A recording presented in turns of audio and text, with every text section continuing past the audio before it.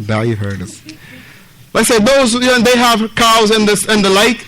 Now the other village, they have farm. So this village, they have the cows. The cows, went to their farm and ate it.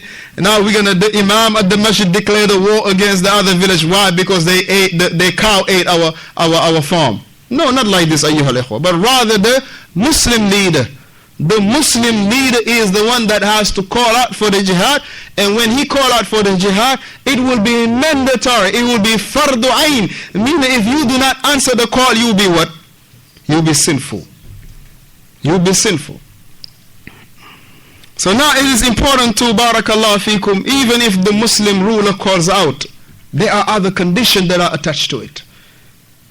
There are other conditions that are attached to it. And inshallah we'll come to read this from the book of Shaykh Salih al-Fawzan that we're reading right now. That is called Al-Jihad wa Dawabitu, the fighting jihad and its guidelines or its norms and the like.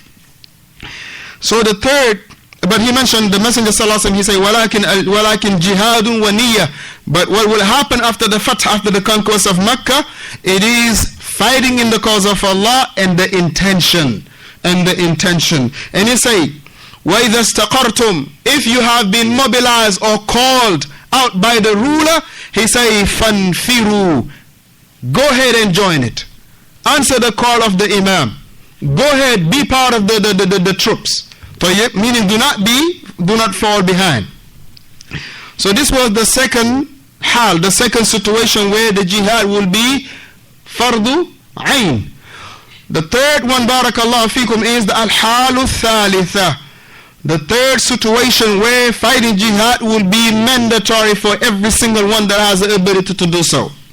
He mentioned, إِذَا حَضَرَ الْقِتَالُ وَفِيهِ قُوَّةٌ, if the fight is here, there is a fight, وَفِيهِ قُوَّةٌ, and there is might, there is power.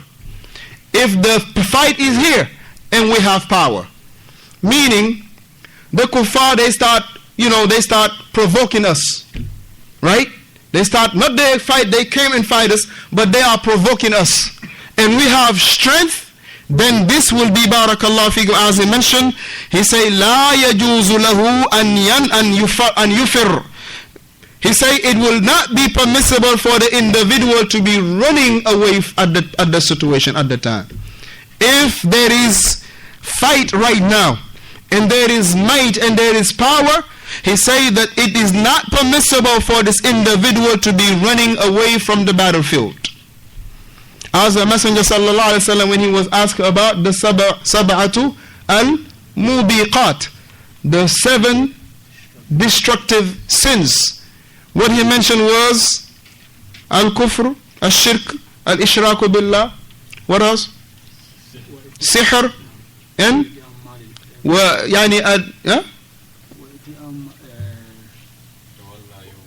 Naam, what at-tawalla yawm al-dhahf, this is the other one, but he mentioned, you mean eating the wealth of the orphan, or eating the wealth of consuming the wealth of the people without no right.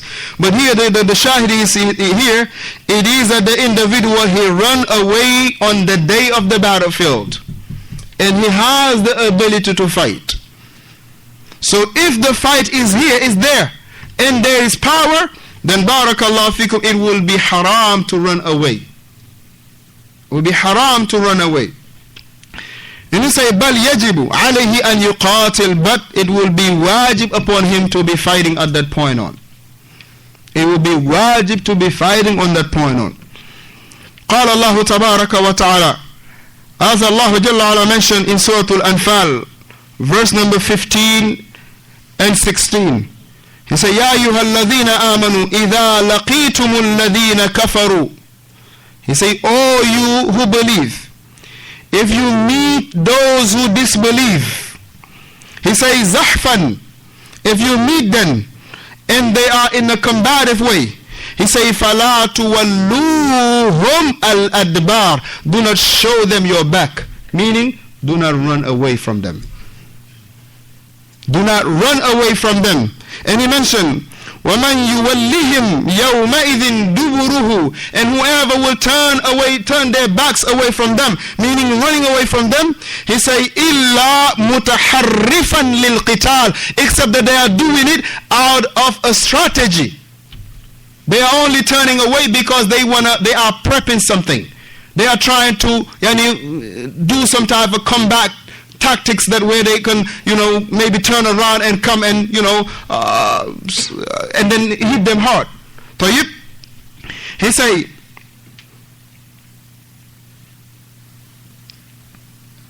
so therefore, except in these two situations, that the person, the Muslim, should not be running away from that which, barakallahu fikum, is on the day of fighting. On the day of fighting.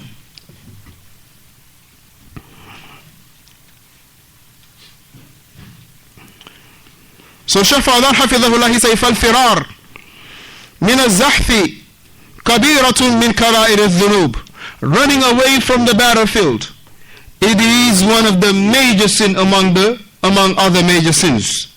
And he say, فَفِي هَذِي أَحْوَالِ الثَّلَاثَةِ يَكُونُ الْجِهَادِ عَلَى الْأَعْيَانِ. He say, upon these only three situations, that the jihad will be fardu ayn, it will be what? Mandatory upon every single person that has the ability to do so. It will be a what? Fardu ayn. It will be, barakallahu fikum, a personal obligation for everyone that does what? For everyone that has the ability to do so.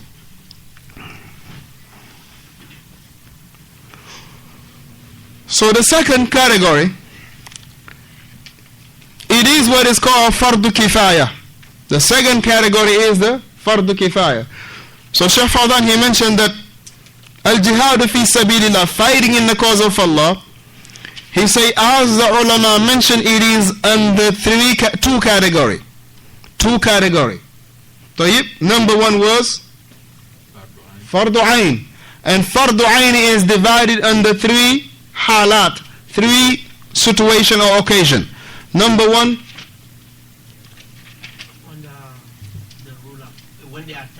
طيب, when they attack the Muslims. Ibrahim, number two. Yes, if the ruler mobilized the troops to go fight. Number three, if the fight is present, and there is power, and they should not run away from it, because running away from the battlefield is what? It is one of the major sin. It is one of the major sin. Now, nobody.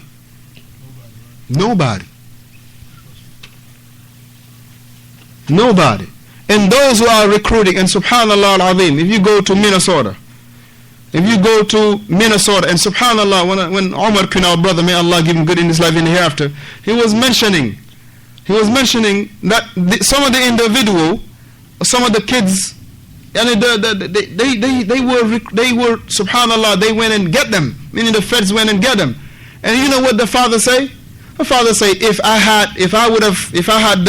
I was his age, I will join ISIS too. Look at this fool. You don't even know what you're fighting for. You don't even know what are the conditions and what are the dawabit of what jihad. Akhi, jihad is what? It's a ibadah. Salah is a ibadah. Now, are you going to tell somebody, a grown man, hey, just go pray? However you want to do it. Are you going to say this? No, you're going to tell them, listen, you got to learn how to pray first. Babul ilmi qabla al-qawli wal-amal. That you must have knowledge before speech and action. You ain't going to do it like that, the tablighi. They will get this guy from, from the streets. Okay, go ahead and, akhi, tafaddal, give us a bayan. A bayan is to make things clear. Right? How this guy that is still in his ignorant days, that he will give you bayan. Bayan on what? He can give you bayan on how to run the streets. Is that what we need from him? This is something that we love to, alhamdulillah. And we don't have no intention of going back to it. Now, what do we need somebody to clarify for us? How to run games on the streets? How to run the streets? We ain't got need for that. We want to know how those who were saved, how they got saved. We ain't going to be amazed by those who drowned it, how they drowned it. But we're going to be amazed by how those who are saved, how did they get saved? You ain't going to be worried about this guy drowning. You want to worry about, man, what made this guy drown? No, you see this guy, alhamdulillah, he made it out, right? You're gonna think about how this guy managed to come out of this water. But you're gonna figure out how this guy drowned. Let me try it. You're gonna try how the guy, what did he do to drown? You're gonna try that, or you're gonna see what did the guy do to be safe, and you're gonna follow his footsteps. So you're gonna free yourself from being drowned.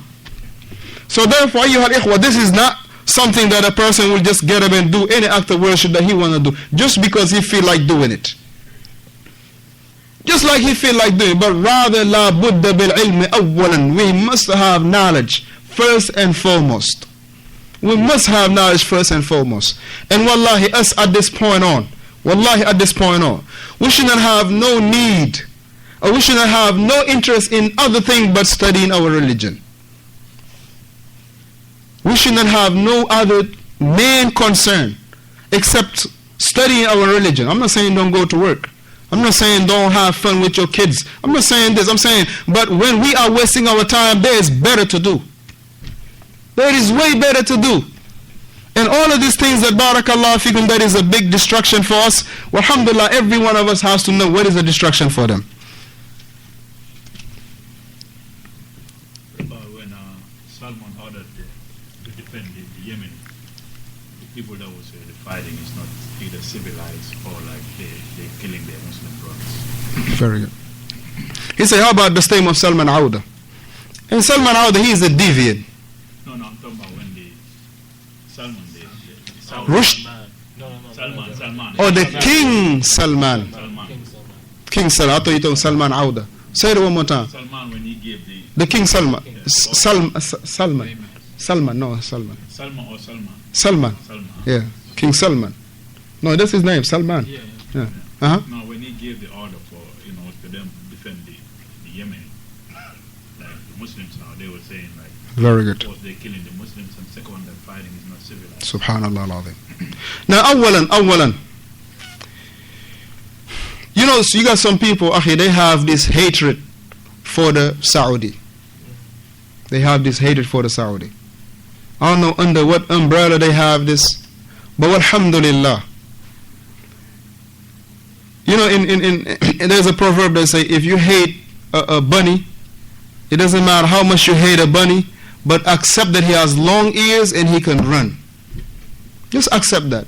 Now, don't matter how much you hate the bunny, but just testify that the bunny has long ears and the bunny can hop and can run. And no matter now, it don't care about how much you hate it. Don't matter how much you hate the Saudi, but tell me who in the world is trying to implement the Sharia. Name me one country. I want to hear it. Did you say Mali? Oh, you better not. You better not. Amadou, you think Mali is a country that established the Sharia? Huh? No. So there is none. And tell me, barakallahu fikum, which country in the world is walillahi alhamdu wal minna taking students, teaching them the proper aqeedah, and paying them, feeding them, washing their clothes, aiding them to, alhamdulillah, to have access to the knowledge, the pure knowledge, aiding them to sit with the scholars. Give me one another country that does this.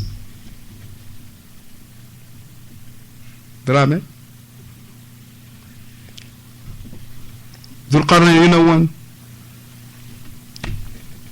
Now give me another country that has a factory. That is, the factory is not doing nothing but printing out masahif all year round. Give me one country that does that, free of charge. In all, have a faculty that is dealing with what?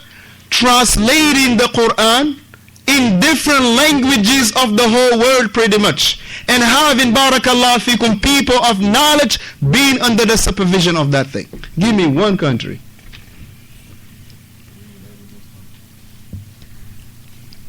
Give me one country. Now Now this is the thing that some people, they have this hatred for the Saudi. And you find this individual, right? Especially when they warn against this, what's his name again? The guy? Jagana.